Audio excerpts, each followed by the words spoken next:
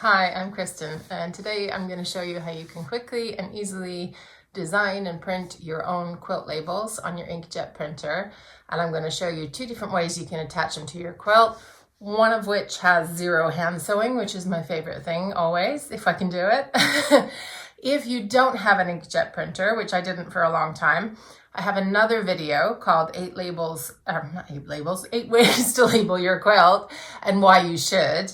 And that was made when I didn't have an inkjet printer. So it was kind of all the other options that I could find to label my quilts. However, if you do have an inkjet printer, which I do now because the old one I had went kaput and I had to replace it, printing it yourself is definitely the easiest option. So, so if you have an inkjet printer, then this video we're going to talk about how you can design them on your computer and how you can print them. So I hope you enjoy it.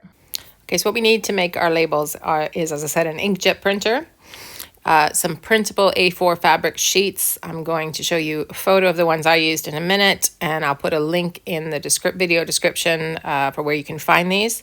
Also, you'll need, in order to design them, you're going to need access to a computer or a tablet of some kind. And obviously your regular sewing supplies to attach the label to your quilt in your chosen way. So that's all we need to get started. Okay, so we're going to start with how we design our labels. If you want to skip ahead to just printing them, you already know how to design a quilt label, then you can check out the timestamps, the chapters down in the description, and just skip right to that section. So what I use to design my quilt labels is a free program called Canva. It's like an app that you can get on your computer or your tablet. You could also use Microsoft Word if you don't want to use this, but this is what I use. So I start by going up here. Hopefully you can see this purple button that says Create a Design. And I'm going to pick document A4 portrait because that's the size of the printable fabric paper that I'm going to show you in a minute, which is what we're going to use to print our labels. So what I want to do is put as many labels as I can, basically, on this sheet of paper. I'm going to, first of all, zoom in a bit because this is a bit small. But you have things down the side. You can add text. You can add elements.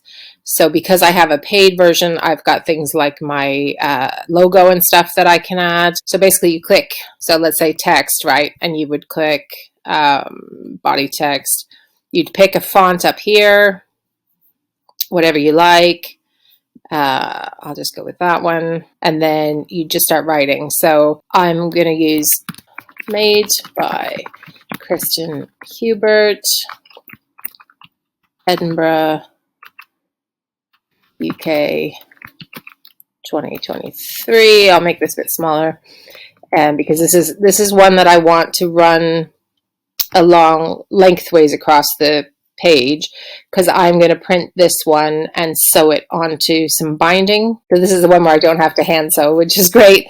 The other labels that I'm going to show you down below this, I would just hand sew on, but to avoid that hand sewing, you can make it kind of long and thin and incorporate it into the binding. So I'll show you that in a minute. But anyway, so I always put, who's made by. If I had designed it, I would put made and designed by. I'll put that lower down. But this one is for one that I didn't design. So I'm going to go pattern,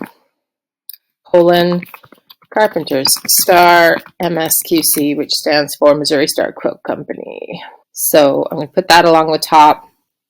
I might change the font or something. And that's going to be the one that goes in the binding. Okay, so I've now filled in this page, changed the font a bit. The one at the top that I'm going to put on the binding is 11-point font. I wouldn't go any bigger than that unless you do super wide bindings. And then the ones below are the ones that I'm going to hand sew. So I added my little logo, and it can be any size you want, really. And you could add laundry instructions or a poem or whatever you want. Because you can make it any size you want. You've got A4 basically size of the paper, and then at the bottom I just put some generic ones made and designed by Kristen Hubert for this year, because I need to print the whole page anyway, so I might as well print extra labels that I can just whack onto things as and when, because it's kind of hard to fit half a page through the printer. You don't quite know where things are going to land, so I like to just fill up a whole page when I'm printing these, if that makes sense. If you need more help with kind of how to get fun little illustrations and graphics and design things on the label itself, the other video that I did, the 8 ways to label your quilts, I think I went through how to use some of the templates on Canva on that one, so it's worth having a look at that. So this is the paper that I'm using. This is the paper that I'm using. It's just called Photo Fabric. There's a few different brands. This one's Poplin. So you just take one sheet and you want to make sure that it's facing the way, so you'll know which way to put the stuff into your printer so that it prints on the right side. So I'm doing that, and then I'm just going to press print.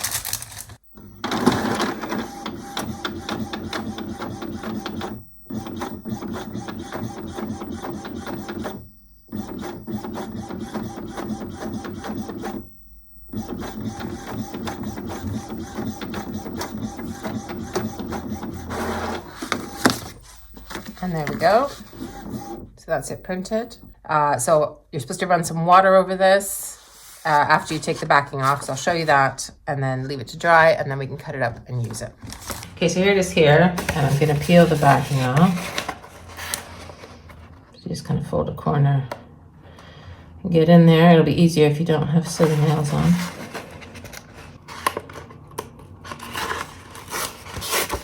And it just peels off.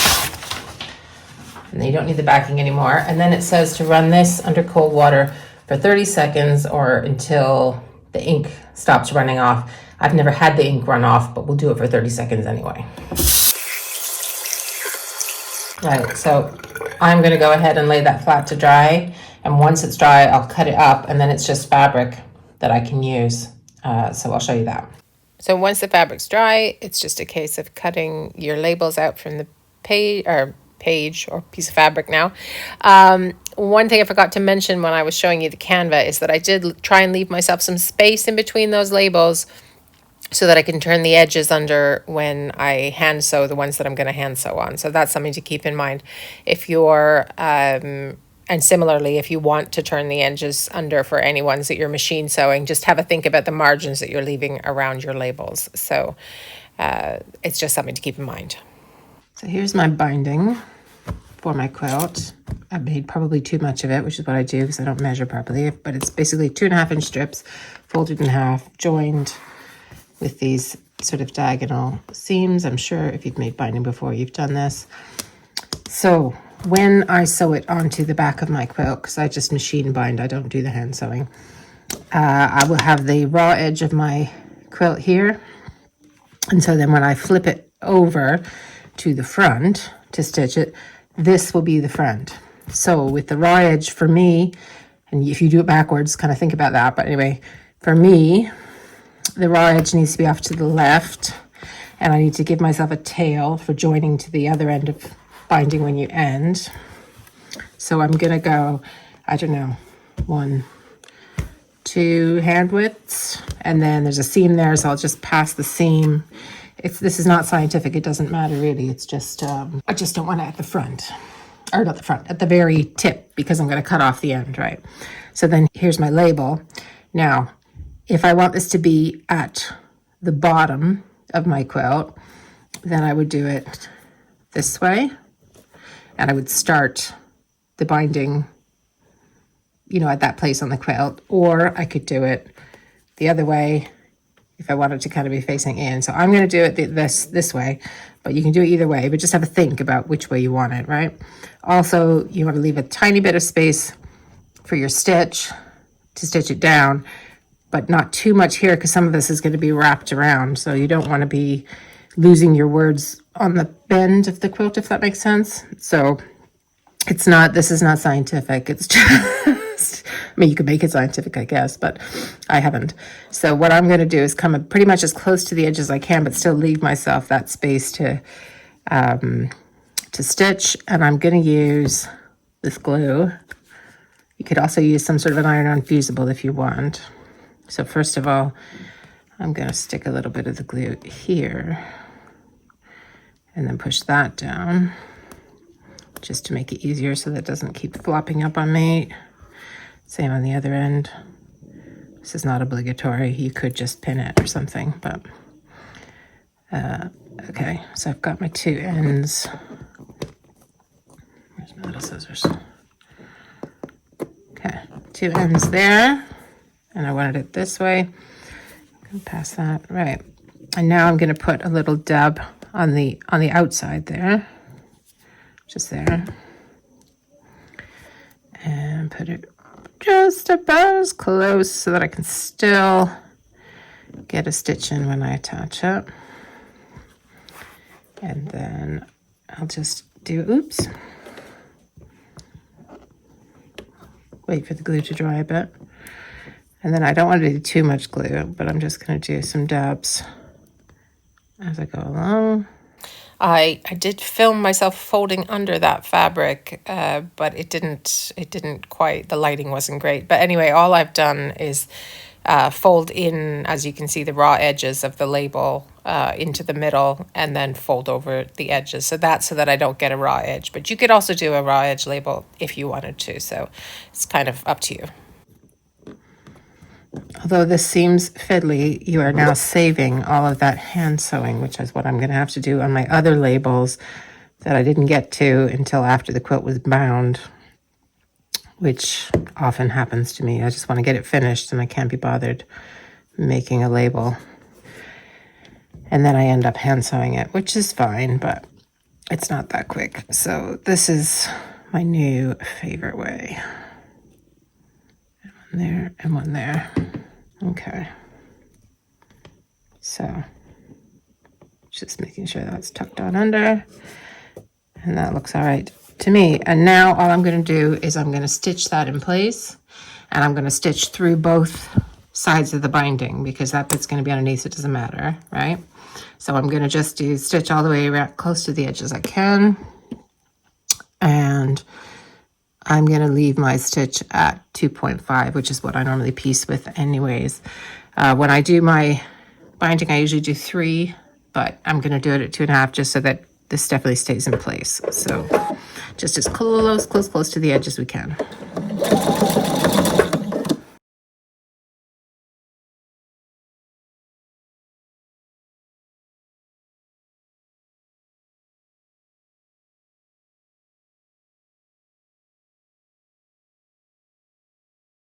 Okay, and so that is my label sewn on.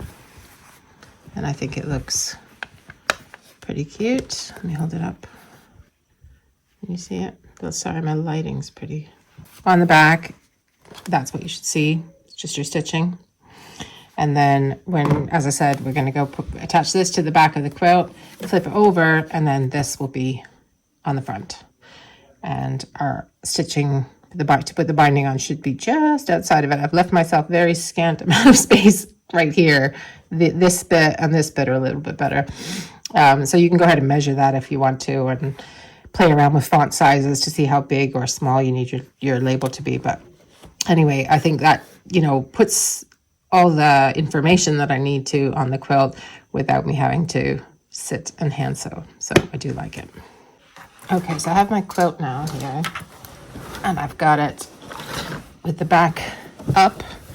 That's the front of it here, and this is the bottom side of it, if that makes sense, the bottom edge of it, sorry. Yeah, so this isn't a binding tutorial, but this is just how I do my binding. I've still got threads to pick off the back of this, but anyway, we'll leave those.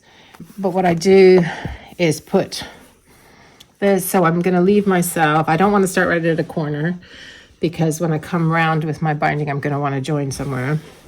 So I've got this long tail, so I'm going to kind of put that there, and that tail can get cut and everything as well. So I'm just making sure that this is still along the bottom. If you had a particular place you wanted it to be, to the end left or the right, you could do sort of engineer that.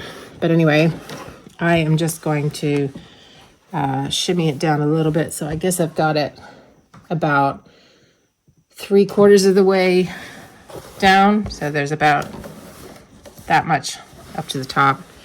And I'm going to leave this without stitching it. At least 12 inches is usually what they say. And I don't measure it. I just kind of look at it. So I'm basically going to start stitching a little bit before this join, which is and my label is after that. So, and I'm just doing it with a 2.5 inch stitch length and making sure that I've got raw edge to raw edge, and I'm right up to the edge here. If you're looking for a specific binding tutorial, I'll link to a really great one in the description. It's a machine binding tutorial by Melanie Ham, who sadly died, I believe it was last year, and I'm sure her family would love for you to continue to watch her videos. So I will link to that. So I'm just going to continue with that all the way around, and then I will show you how we flip it over to the front. So however you do your corners, mitered, not mitered, whatever you like to do, the rest of it doesn't matter as long as your label is facing down on the back of the quilt, assuming that this is how you bind your quilts. If you obviously, if you bind them a different way, and you start on the front and then you go back, then your label might end up being on the back of your quilt. So just think about whether this method will work for you or not. Okay, so I'll finish attaching this binding to the back, which would be a bit boring to watch, and then I will come back and show you stitching it beside the label there on the front. So here we are now with the quilt flipped over, so you can see the top of the quilt there, and I'm pulling the binding that's been stitched to the back over to the front in order to stitch it down. And I just, I don't pin anything, I don't glue anything, I just kind of tug it over every few inches and sew as close to the edge of that binding as I can. So in this case, where the label is, what I'm trying to do is get in between where the top of the label is and the edge of the binding, so it's that little narrow pass. So I'm taking it slowly, but it works all right. And so you can see the whole label on that bit of the binding, which is going to be at the bottom of the quilt, so it's facing in the right direction. So we've done what we were meant to do there, so that's good. So I find this method pretty simple, pretty quick, and I'm going to be definitely using it more often. So I'd love to hear if you already do something like this or something similar. In my other video, the 8 ways to label a quilt, I did get some comments from folk who say they put twill tape on the binding. So I think you have to order that like from Etsy or something like that already with your name on it and stuff. And you can also stitch that on in a very similar way. So that's another way to go. And here is the finished label on the quilt. This was my couching without a couching foot Carpenter's Star quilt, following the Missouri Star Quilt Company patterns. You can see this quilt in that video about couching without a couching foot. The other way to attach these printed labels is, of course, to hand sew them, which I have to do when I forget to do it in the binding. But I won't give you a tutorial on my hand sewing technique because it's not amazing. I'm sure you can find someone else to show you how to hand sew on a label if you're in any doubt. So I hope that was useful and that you'll be on your way to printing your own beautiful quilt labels soon. If you are still not sure why you should be printing your quilt labels, maybe have a look at that other video that I have, 8, I keep saying it that way, 8 ways to label your quilts and why you should. So it's got other options for labeling beyond the printing, and it also goes over the kind of why it's a good thing, a good practice to get into with your quilts. So I hope you enjoyed this. If you like videos like this, please don't forget to subscribe, hit the bell for notifications, and let me know what you thought in the comments.